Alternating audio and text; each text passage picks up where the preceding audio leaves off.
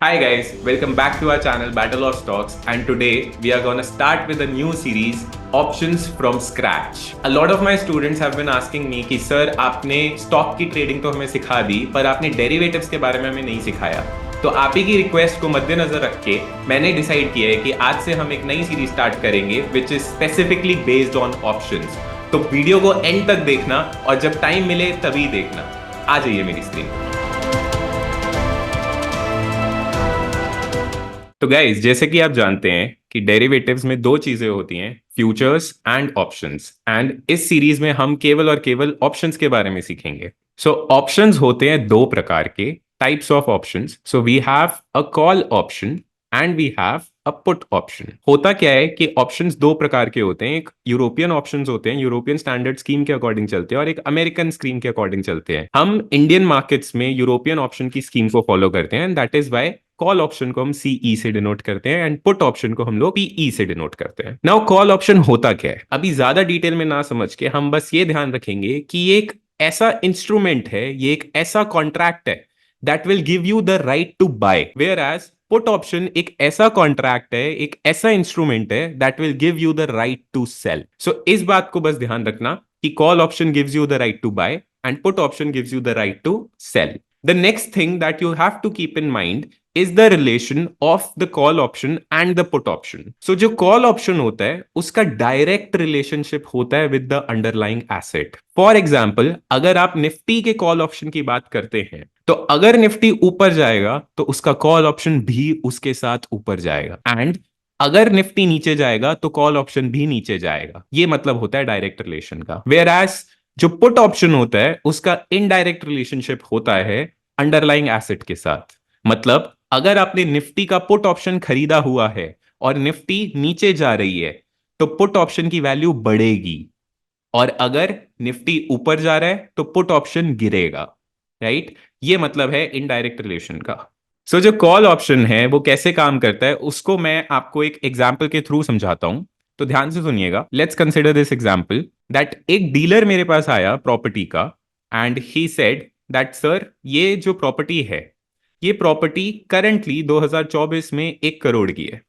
Okay, ये current price इस property का 1 करोड़ है, और फ्यूचर में यानी कि आज से 6-7 साल बाद 2030 में ये प्रॉपर्टी का प्राइस 10 करोड़ हो जाएगा।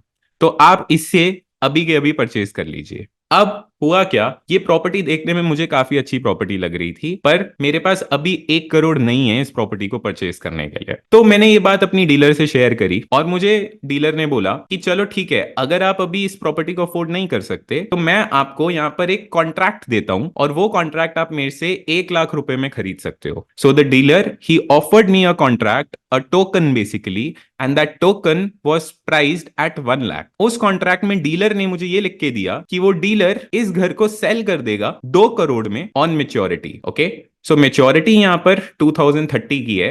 2030 में वो डीलर कह रहे हैं कि इस घर का प्राइस कुछ भी हो जाए वो मुझे इस घर को 2 करोड़ में बेच देगा। अब आप मुझे बताइए कि क्या मुझे ये टोकन को खरीदना चाहिए? ये टोकन के लिए मुझे 1 लाख रुपए देने पड़ेंगे, और मेच्योरिटी पे ये टोकन मुझे एक पावर दे रहा है, ये मुझे एक राइट दे रहा है कि I can buy the house at 2 crore. So 3 possible situations यहां पर अभी हैं। पहली सिचुएशन ये है, अगर 2030 में इस घर का प्राइस 10 करोड़ हो गया और मैंने ये टोकन खरीदा हुआ था जो मुझे पावर दे रहा है कि I can buy the house in 2 crore, तो फिर उस केस में मुझे प्रॉफिट हो जाएगा, बिकॉज मैं उस घर को 2 करोड़ में खरीद लूंगा फ्यूचर में। तो यहां पर तकरीबन तकरीबन मुझे 8 करोड़ का प्रॉफिट हो जाएगा। पर अगर घर का प्राइस 2030 में 2 करोड़ ही हुआ तो फिर वो टोकन वर्थलेस हो जाएगा। रीजन बीइंग कि अगर मार्केट प्राइस उस घर का 2 करोड़ है और मेरे को वो डीलर भी 2 करोड़ में दे रहा है, तो मैंने आज उसे वो 1 लाख रुपए का टोकन जो दिया, मतलब 1 लाख रुपए जो उस टोकन के लिए दिया, वो 1 लाख रुपीस का मुझे लॉस हो जाएगा। सिमिलरली अगर इस घर का प्राइस 2030 तक 1 करोड़ ही रहता है, इस केस में भी वो जो टोकन है वो 1 लाख रुपए का टोकन वो वर्थलेस हो जाएगा, बिकॉज वो टोकन कह रहा है कि 2030 में मैं ये घर को 2 करोड़ में खरीद सकता हूं, पर जो प्राइस है घर का वो 2030 में भी 1 करोड़ ही है, तो फिर वो टोकन की वैल्यू 0 हो गई। तो बेसिकली कॉल ऑप्शन जो होता है वो ये टोकन की तरह ही काम करता है। अगर आपने वो कॉल ऑप्शन जो खरीदा है जिस भी एसेट का खरीदा है, अगर वो एसेट बहुत ऊपर चला गया तो आपको वो कॉल ऑप्शन या वो टोकन एक फायदा देगा, क्योंकि आप फ्यूचर में उसको खरीद सकते हो। वेयर एज अगर आपका जो अंडरलाइंग एसेट है वो उतना ऊपर नहीं गया तो फिर उस टोकन का, उस कॉल ऑप्शन का वर्थ खत्म हो जाएगा। होपफुली ये एग्जाम्पल अभी तक आपको अच्छे से समझ आया है। अगर नहीं तो इस वीडियो को एक बारी फिर से रिप्ले कीजिए और सेकेंड वीडियो में हम यहीं से इसको आगे कैरी ऑन करेंगे। Thank you.